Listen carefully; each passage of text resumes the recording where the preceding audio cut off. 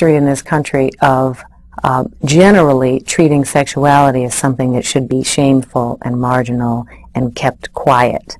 And for African American women, that history is compounded by various kinds of abuses of black women historically, sexually, particularly under slavery and beyond, that have increased that silence, that have created new reasons to be silent. What are you doing that for? It makes a man feel good. She likes it too. Don't you, pretty wench? Yes, master. See, I grew up in a black household. A household where sexual discussions were unheard of. No, my parents never talked to me about sex as a child.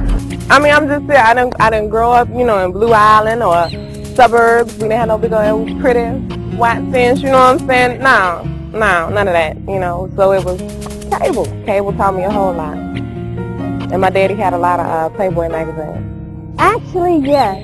My mom, she talked to me when I was a teenager.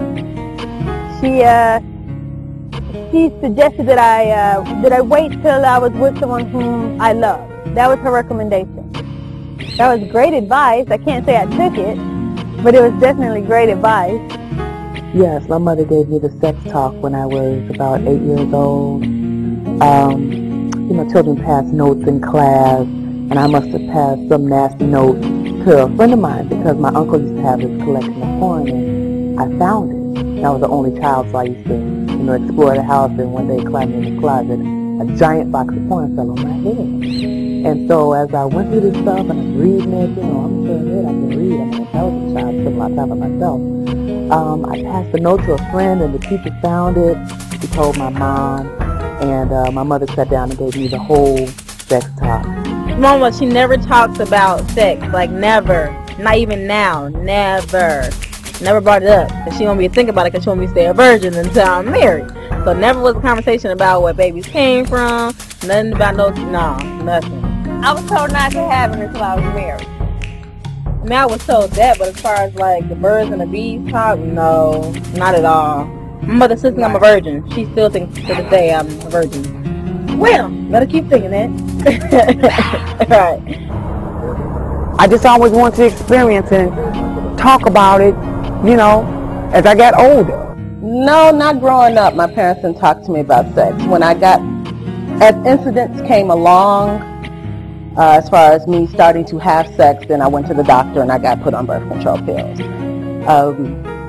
When I went away to school, to college, I got the sex talk from my dad, which was, don't go away to school and get pregnant.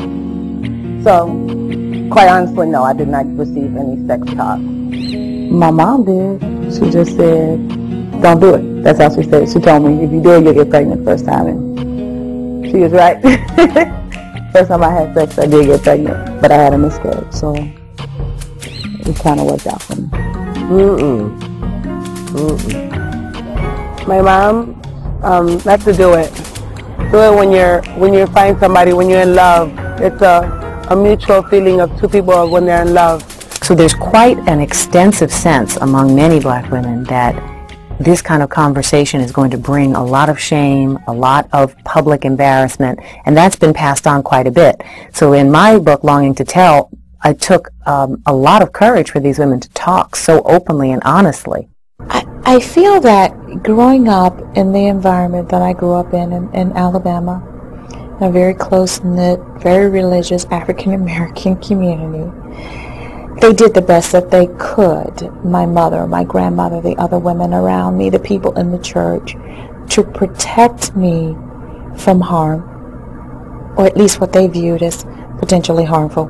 Pregnancy, disease wasn't even mentioned, but mainly pregnancy. But what that did to me was it made me fearful of something that's natural and normal. So though I saved myself for my first marriage, that marriage ended because I could not share my sexuality or feelings of sex with my partner because I had suppressed them because of my upbringing. I could not open up and enjoy sex with the one person in the world that I loved. And I regret that, and I resent that. So many years of my life that should have been pleasurable were not. And though I've forgiven those people, it still hurts, and it's still inside me.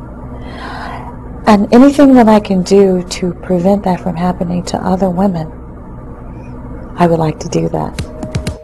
I share this silence with many black women. Our definition of sexuality is part of our culture, so we view a man and a woman as complementary sexes, not opposite sexes. A man and a woman are made as complements to each other by God, whereas when you go into a European way of looking at each other, then they're going to say they're opposite sexes, like it's some kind of frictional battle going on between two opposites, but actually it's a complementary sexual response, and that's based on our culture and how we look at things. We would say a prayer before having sex. That's part of our ritual to spiritualize the union. And we would view each other as complements. And we look at each other spiritually. We don't go around just looking at each other's behinds. It's a different way of looking at each other and a different way of speaking to each other. And the purpose of the sex is to bring more truth, justice, and reciprocity and honesty to the world. So we're looking at it as a form of ma'at in African culture.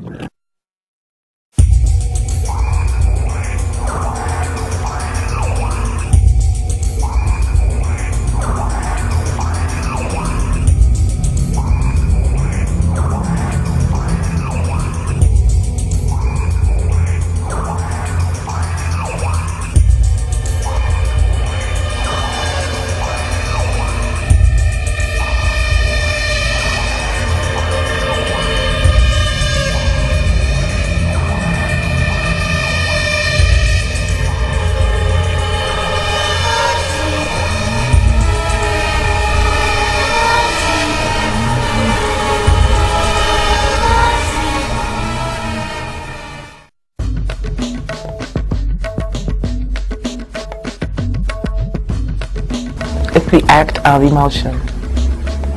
My definition of sex, pleasure. Physical interaction of penetration between people. Well, there's sex, there's fucking, and there's love. You know what I'm saying? Gender or the act of having sex.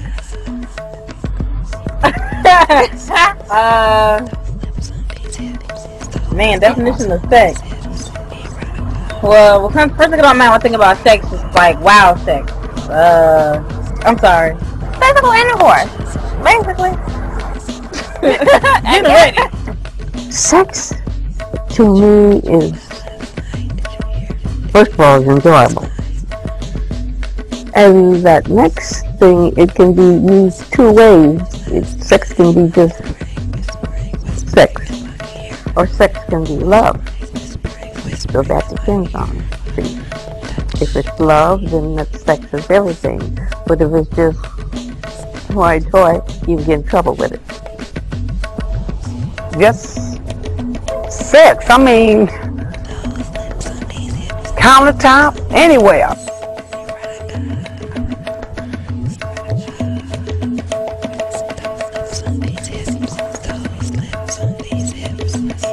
God only really get involved in sex when it comes down to making a baby. Other than that, it's just purely about pleasure between two people. I don't think about God when I have sex. Creation. Other than creation as far as reproduction, but also just the powerful energy that sex creates between, like I have sex with myself and pull up the powerful sexual energy within myself, and then to be able to share that with someone else. I think that's an incredible relationship, because if it was just for procreation, then it wouldn't be so pleasurable. You wouldn't be able to press your own button. There wouldn't be anything such as Kundalini yoga and Kundalini energy and things like that. So it's an incredible gift. Like the relationship between sex and God would be love and kids, a family. I mean, God put man and woman here for a reason. You know, but of course it's supposed to be under holy matrimony. You know,